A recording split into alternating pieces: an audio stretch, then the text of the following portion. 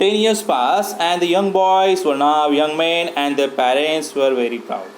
ऐसे ही 10 साल चले गए, यंग बॉयज़ अभी यंग मैन बन चुके थे, उनके पेरेंट्स को उन पर प्राउड था. They call the island new Switzerland, उन्हें आइलैंड को नेम भी दिया new Switzerland. Many adventures awkward over the years, इतने सालों में बहुत से एडवेंचर्स वहाँ पे हुए.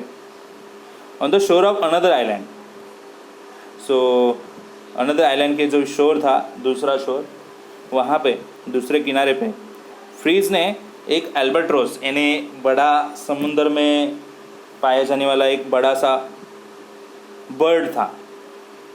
ओके, वो बर्ड उसने मार के नीचे गिराया. Which was threatening to attack him and found a rag tied to the large bird. जैसे कि उसे वो डरा रहा था, उस पर हमला कर रहा था फ्रीज पे, तो फ्रीज ने उसे नीचे गिराया. Found a rag tied to the large bird's leg, तो उसके बड़े से लेग को उसे बड़ा सा रैग दिखाई दिया और जो बंधा हुआ था.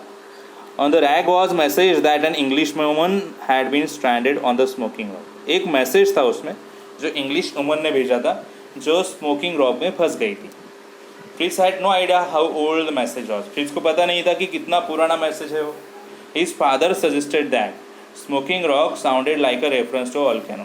उसके फादर ने सजेस्ट किया स्मोकिंग रॉक यानी वो वोल्केनो को रेफर करके होगा.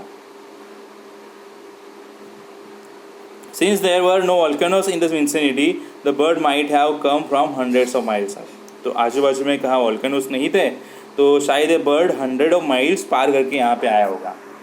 However, Freeze felt that someone needed his help. Fritz को अभी फील हुआ कि शायद किसी को उसकी ज़रूरत है. He was determined to do his best to find the sender. तो उसने डिसाइड कर लिया कि जो भी सेंडर है उसे वो ढूंढ के निकालेगा.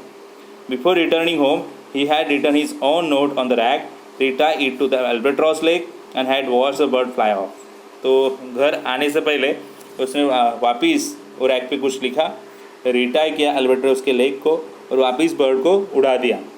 सो पूरा मारा नहीं था उसको. हाँ, the note told whoever received it, जो भी नोट रिसीव करेगा तो उसको मैसेज मिल जाएगा, do not despair, help is near. Despair मत होना, हेल्प आ रही है.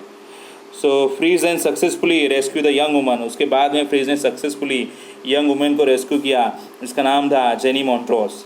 दो shy at first, soon she got used to living with the Robinson family. पहले वो शाय हुई, फिर बाद में उसको आदत हुई रॉबिन्सन की फैमिली के साथ रहने की. One day they saw a ship which had laid anchored. एक दिन उन्होंने देखा एक बड़ा सा शिप वहाँ पे आ रहा है. An encampment had been set up on one of the smaller island. तो वहाँ पे जो smaller island था वहाँ पे उन्होंने encampment set up किया. After checking the people through their spyglass, Freeze and his father decided to announce themselves after they had returned home and clean it up.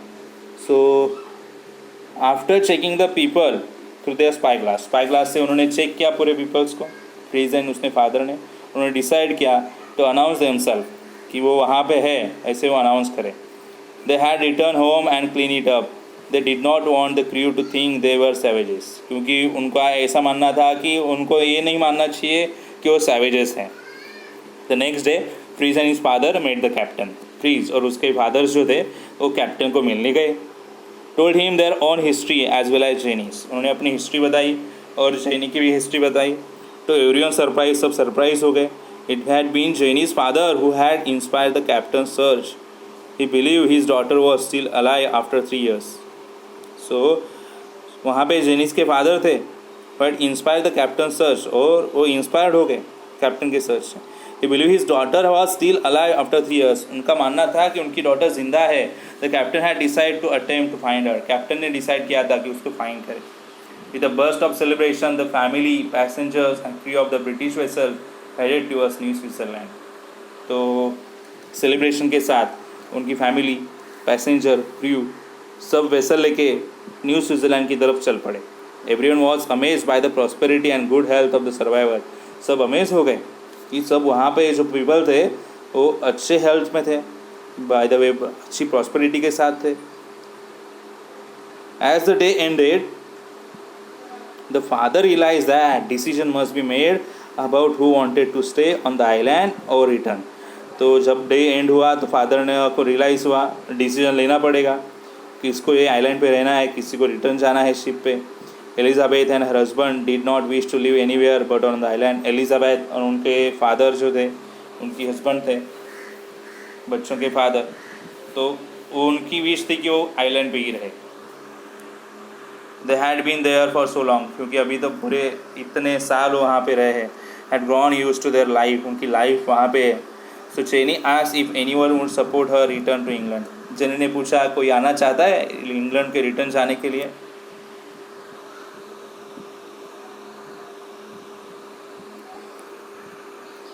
So jenny ने पूछा कोई उसके साथ रिटर्न जाना चाहता है इंग्लैंड को। Fritz was the first to respond. Fritz ने रिस्पॉन्ड किया। He offered a cheer for us who were going to Europe. So Ernest on the other hand wanted to stay on the island. Ernest था जो island पे ही रहना चाहता था।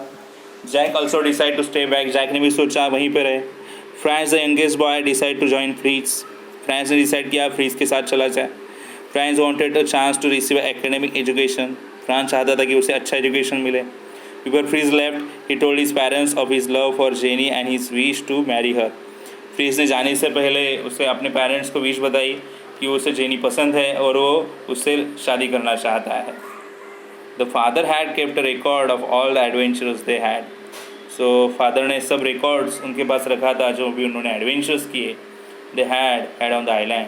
ही handed over the journals to the captain to publish. उन्होंने सब journals captains को दिए पब्लिश करने के लिए। देन द शिप डिपार्टेड, और फिर शिप डिपार्ट हो गया। यहाँ पे इतनी स्टोरी ये यहाँ पे फिनिश हो गई।